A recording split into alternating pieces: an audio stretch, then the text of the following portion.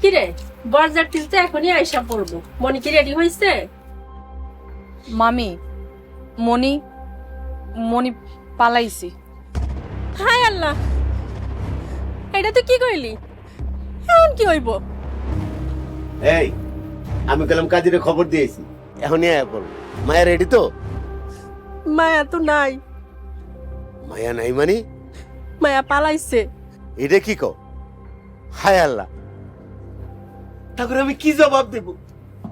আমার মান সম্মান সব ধুলায় মিশিয়ে দিতে, সব ধুলায়। মামা, আল্লাহরে ডাকেন, সব ঠিক হয়ে যাইব। মারে, মা তুই এই বিপদ থেকে আমার উদ্ধার কর। মামা, আমি আপনার কেমনে বিপদ থেকে উদ্ধার করবো? মনির বদলে তুই বউ সাজ্জালো, ঘুমটা দিয়া থাকবি, কেউ চিনতে পারতো না তো।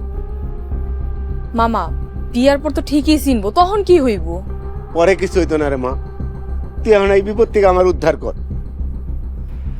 তোর মামাই তোরে পাইলা পয়সা বড় করছে, তুই তোর মামার কাছে ঋণী। এখন সময় আইছে তোর মামার ঋণ শোধ করণের।